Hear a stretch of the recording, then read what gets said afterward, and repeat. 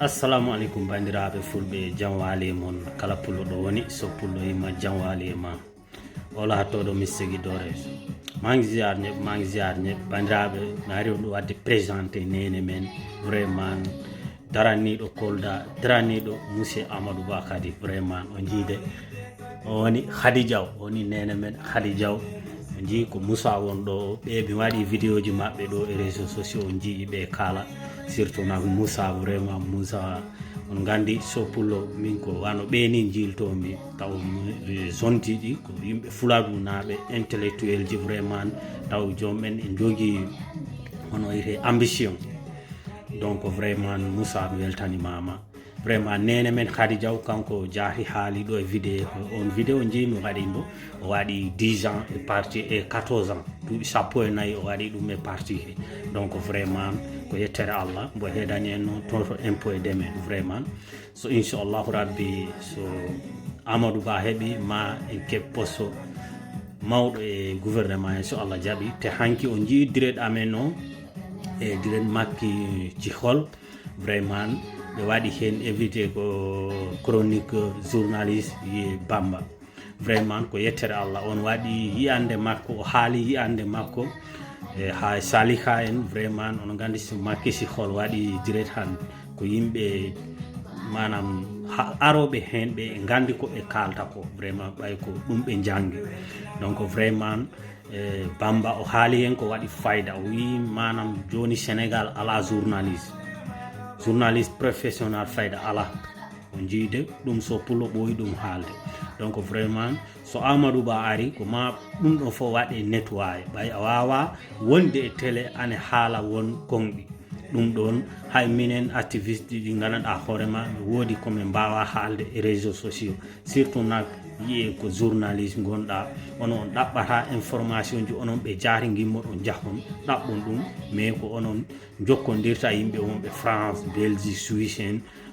onon ɗaɓɓa ɗumanti manam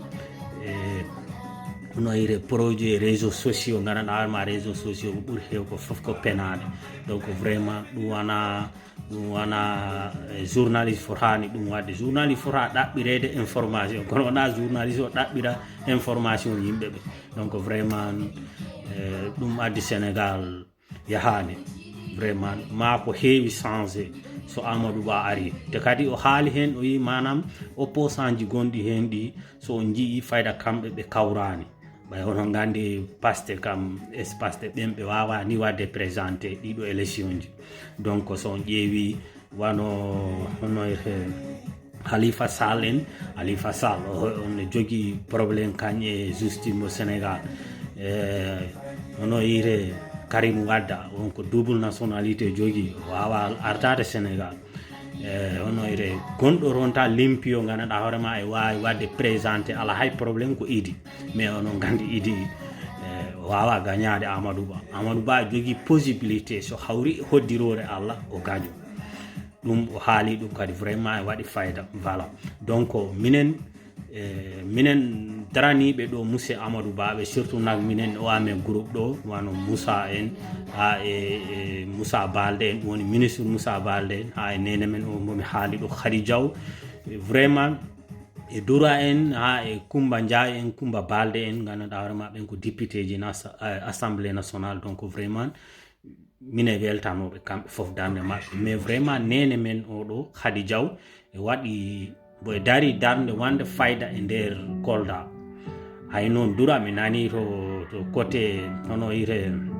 social mi nani mbo e waɗa participé ji ko heewi hen mbo e waɗa ballal e nder Kolda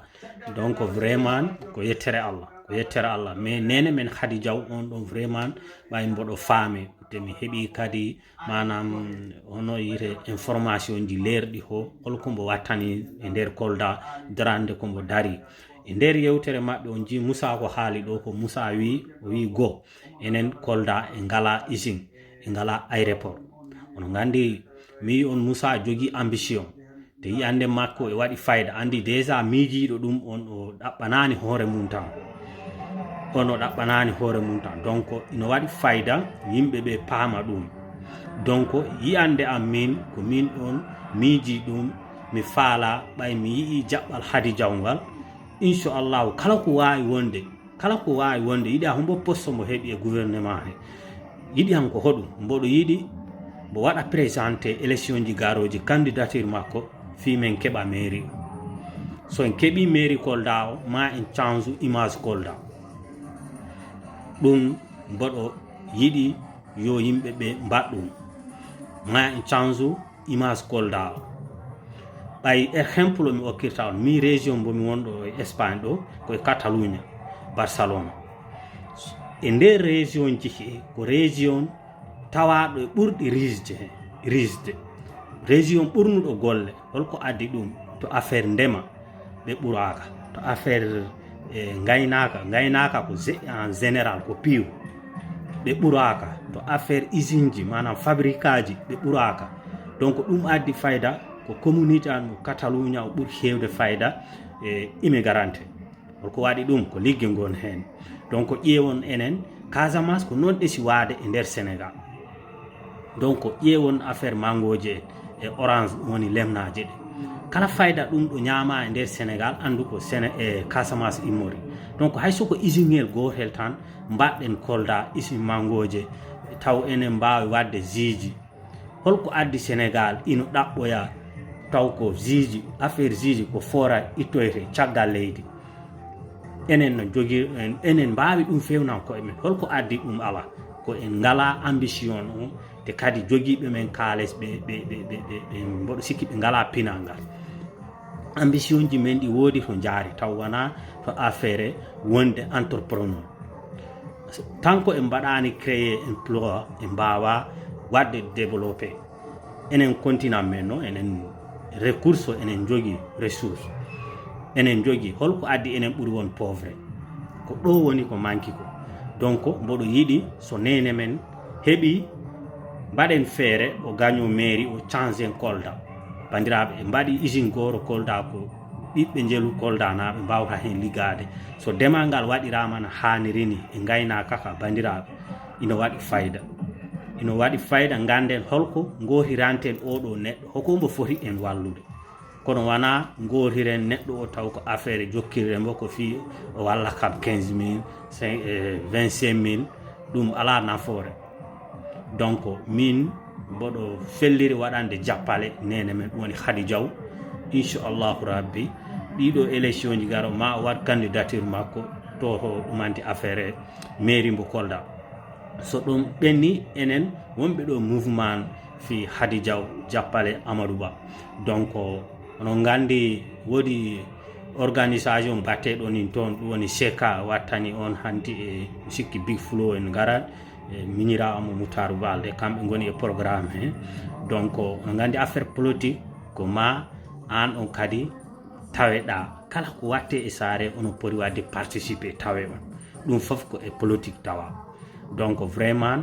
mina waɗa on onon pi invité enen ɗo wonɓe ɗo e groupe hewɓe mboɗo waɗa on invité ɓay min inchallahu rabbi mi sodannin ticket ji ɗi manam billet ji ɗi mbi billet ko 1000 francs mi sodanni billet ji 15 so Allah jaɓi somi wawi sodde ko ɓuuri ɗum mami sood mais waɗana on confirmation billet ji ɗi mi soodat ko billet ji 15 kala jiɗɗo e moon yaade goɗo hiro jemma cosaan ko hiro ñañeji donc vraiment mine waɗi on onon foof invité jahon mbaɗon soutenir ɗum woni o woni mo seka donc ala kalanteɗo haala seka onon foof onon gandimo donc vraiment ko ɗum woni ko jinnomi on addande vraiment jokken golle ɗe ɗum noon bandiraɓe on calminama yo jaam ñallu e men